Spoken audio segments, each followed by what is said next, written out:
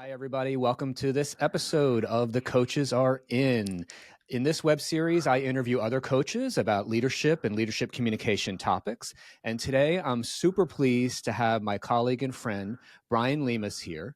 Bryan's a senior consultant and executive communications coach at Decker Communications. And Bryan, thank you so much for joining me here today. Thank you for having me, Michael. It's great to be here. We've had a lot of conversations lately about communication habits and the things that we're seeing that are good and bad. And sometimes we've talked about how they're really ugly. And I'm glad that you agreed to come on today and have a recorded conversation about these things with me. But first, I want to ask you, so we're both coaches and we talk shop a little bit. What's your favorite thing about your job as a coach? I love supporting people and watching people succeed, helping them see the potential or helping them make them aware of something that's holding them back and then watching them go. I think I caught the bug about a decade ago and I can't get enough. The blind spot thing is one of my favorite things too, because even you and I've talked about this, even the most senior executives have blind spots that they need to address. And very often they're communication related. And I that's one of the things that I love about what we do as communication coaches is once we establish that trust with that coachee and they're ready to explore that and talk about it, it can be really transformative for them because they often don't have anybody else that they would talk about these things with. Yeah. And trust and connection is key. I got to say, I was slightly insecure when I got into this. I came from entertainment. I worked in Silicon Valley for some self-development companies and would meet people. And then I started working with really successful executives. And I'd always, should they be taking advice from me? What's going on here? But, yeah. And I was always enthralled by business, right? I learned by business. So I'd look at a CEO and I'd be like, wow, or a business owner and say, wow, great. They figured it out. They did it. And then they'd come to me and be like, hey, when I communicate, it's not great. I feel nervous and I stumble and people are telling me I need to work on this. To my chagrin, I'd go, okay, I can help you with that. And if you want to help me with some business stuff, you can talk to me about that too. But that's what I love, having something, a know-how, a skill. You know, you and I, we do this every day. You'd be a fool not to see the trends. Say, hey, oftentimes people say, well, I'm not sure, but I'm not coming across this way or it's not landing this way. I can't put my finger on it. We just do it every day and we can put our finger on it. Yeah. What you just said a little while ago really resonated with me because I would say I wouldn't use the word insecure, but definitely a little imposter syndrome when I first started coaching, especially when I was coaching was this 5-6 years younger and coaching the top people in big companies. And I would think, gosh, like why are they going to want advice from me? They surely know all this stuff. They're seasoned and they're brilliant and they're smart and they're talented. Well, guess what? By the time we would get into the engagement, they'd be like, all right, Michael, I need you to analyze this and don't go soft on me with it. Give it to me, and they really want the perspective of things that really are easy for me. Do you know what I mean? And exactly. It's interesting, but it just shows how beautifully different we all are and the talents and strengths that we all bring to the table. And that's one of the things I love to coach on too, is strengths as well. And an external voice. I think that's a big thing clients appreciate, which is they work internally so much. They say the same things to each other over and over. Hey, coach, this is how we talk. You aren't in here every day. You don't have the curse of knowledge we have. How does this sound? How is this coming across? Yeah. And we can give that unfiltered feedback, which you said too before. The higher up you go, usually the less often you get that. Yeah. Well, and you just touched on one of the biggest ugly communication habits that we see, and I see it all the time, is especially with my life sciences clients who I love, but they know so much, that curse of knowledge. They've been swimming in this data and they know it inside and out, and they can answer most of the questions that they need to answer in their sleep, but they're often answering it for a different audience than they're presenting it to. They think it's, they think it's their, sometimes the audience is your peers and sometimes it's not. So you need to fly at the right height. I always use the analogy of a hang glider.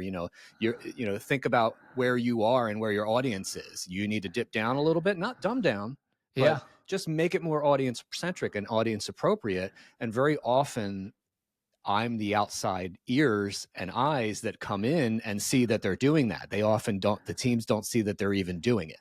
Yeah. It's funny. Yeah. And at Decker, we say, yeah, self-centric, go from self-centric to audience-centric. Not saying you're a self-centric person, but we have our own goals, wants, ambitions, experience, usually not where the audience is at. Yeah. Speak their language Right. and what they're about.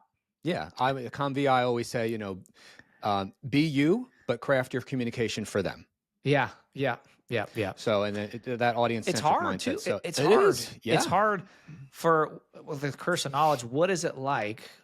Remember when you didn't have the experience, you didn't go through this project, you didn't go through all of this. Remember what it's like then, and then speak as if you were there. Right. It's hard. It's hard to remember what it was like. It's not human nature. Right. That's true. Yeah. Yeah. Well, and some of the other things that I'll share with you, the communication, there are a lot of good communication habits that we can talk about, but I think it's often helpful for people to talk about the ones that aren't so good so that they can be self-aware about maybe they're not practicing the best communication habits. But the three themes that I see a lot, especially lately, are poor listening, because attention spans are getting shorter and shorter. Big communication misfire, in my opinion. That's one of the listening I feel is one of the most powerful tools in your leadership toolkit. So underutilized. Absolutely. Body language, especially in this era of Zooms and Teams meetings and only being in a square and everything. People having cameras off when they should have them on for certain conversations so that the empathy can be seen. Like those kind of misfires I see a lot. And then the third one is, and it's something I facilitate a lot of workshops on, is inclusiveness. So making sure that you're making sure everyone on the team feels that they can bring their whole selves to their position, to their work. That's something in my younger days that I wasn't able to do. And it's something that's very near and dear to my heart and I'm glad that companies are committing to inclusive language and inclusive communication. But what I see out there is a lot of people don't do what they should to be more inclusive because they don't know what to do. Yeah. That's present party included. Sometimes we were talking about this a little before, right? Yeah. Yeah. So walk me through those three again. So listening. Yeah. Poor listening. And basically just not giving people your full attention. Yeah. But active listening is a whole other thing you and I could facilitate workshops on for days, I know. So listening, body language, especially in the remote and virtual and hybrid environments. And then also inclusiveness, being an inclusive leader. When it comes to listening, yes, difficult. People often listen to respond as opposed to listen to understand. So notice that. And I heard this term. I looked up where it came from, but I think it's just been talked about, which is this term WAIT. It's an acronym. Oh. Why am I talking? I'm going to write this down. What value is this message adding as I talk? And a colleague of mine brought this to my attention, and now I say it to a lot of clients and audiences I work with, and it always lands. I think, why am I talking? Right. It's a classic habit, whatever reason. Why? And you know what, Michael? Why am I talking right now? Right. You asked the question. No, that's a great one. I'm gonna use. That's why I love talking to you, because we always share tips for each other that we know we can use to help. Because that's what I mean. I've known you for a little while now, and I think I can say this, that you're like me in that the work we do, I do this work to help others. Yeah. And I love what I do. Don't get me wrong, but what gets me excited about this is to help someone realize that they're an air hog in the room and they're not really listening, and to give them the skills to, okay, slow it down here. You want to be speaking less. You want to be listening more. How do we do that? How are we going to find your way to do it? Because there's no one right way. Yeah. And that kind of goes on when it comes to body language. When we love coaching, right? And I always think of Gay Hendricks, who has that book, Your Big Leap, and he talks about your genius zone. I'm not saying we're geniuses, but his concept is when you're doing what you enjoy or you're meant to be doing, it's kind of a snowball. Things naturally start to happen. In communication, when people are talking about something they organically, genuinely authentic, are driven by, enjoy, are passionate about, their body language lights up. Yeah. Right. And it shows, and it's it's contagious. It's energetic. I've noticed in corporate and professional situations, not that people aren't necessarily passionate about what they're talking about, but they turn all that down and they Right. want to conceal it, whether it's bringing hands together and shut all that energy down because they want to be taken seriously. They want to show executive poise. Yep. And actually, it can do the opposite. It can really shut an Totally. audience down. So, yeah, I see that all the time, Coach Hewitt. But I always say, what are you passionate about? Let's see that baseline of how you show up. And we call it Right. sometimes, what's the backyard barbecue version of yourself? That person should be in the room, appropriate to the situation. We don't, Right. Yeah. you don't say things you say at a backyard barbecue, Right. but who's your authentic self? Now, let's polish it up for a professional situation. That is connecting and trust building for an audience because they're like, oh, the real Michael's here. Okay, let's hear what he has to say. He has high conviction. When he doesn't, when he shuts all that down, then he might start to sound unsure or start to sound way too authoritative. That can turn people off. Yep. Totally. Yeah. I 100% agree. And it's funny because a lot of times they don't even know that they're not bringing themselves. And I was actually just coaching someone last week, and this person, wonderful speaker, wonderful presenter. The rate is great. The tone sounds good. Everything was great. But this person wasn't the person that I was talking to when they weren't at the podium. Yeah. Wasn't at the podium. Yeah. It was a different version. And I think you're absolutely right. People feel like there's a certain way they need to be sometimes in these, some of the things I coach for are very formal presentations. So they kind of bring this almost lockdown version of themselves rather than bringing some of them. And so I'm constantly saying to people when I coach them, like, I just need more you. Yeah. How do we get that? How do we do that? And I like that backyard barbecue version of yourself. That's a great kind of visual for me to help them see, like, okay, we need some personality here.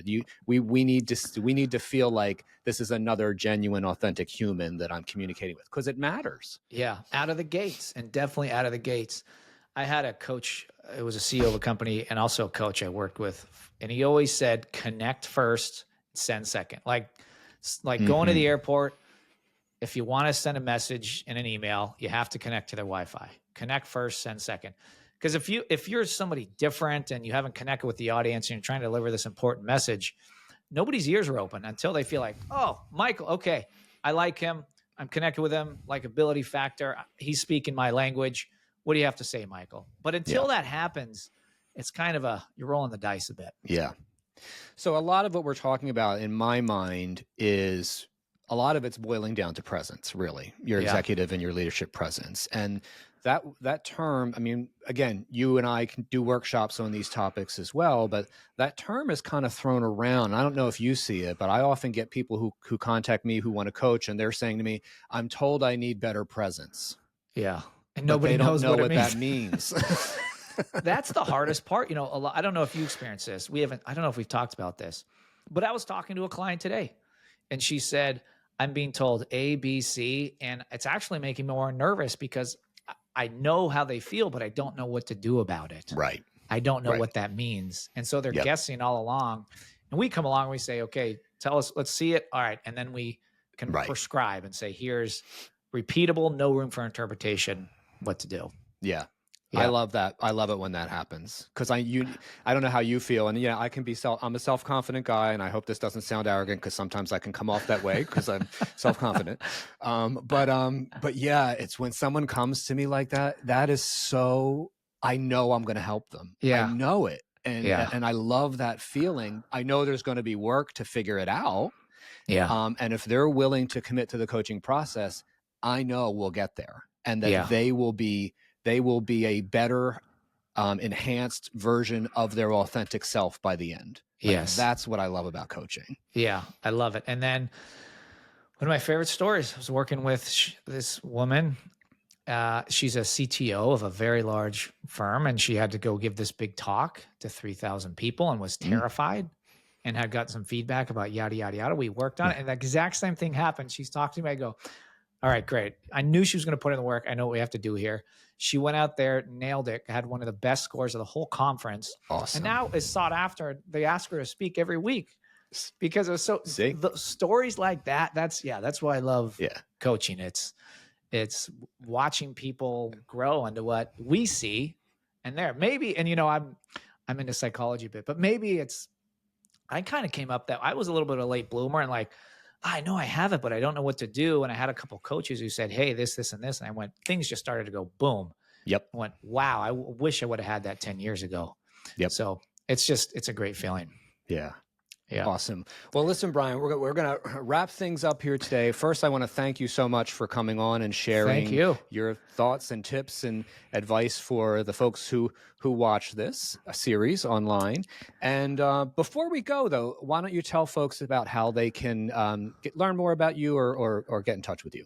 Yeah, learn more about me. Go ahead and go to LinkedIn. You can search my name, B-R-Y, Bryan with a Y, spelled with a Y. Lemos, I think that'll probably be in the title there. It will. And then Decker.com is our company, and go to the bio and you can see all my information there. Terrific. Yeah. Excellent. Thanks again, Bryan. I really appreciate you doing this. Thanks, Michael. I enjoyed it.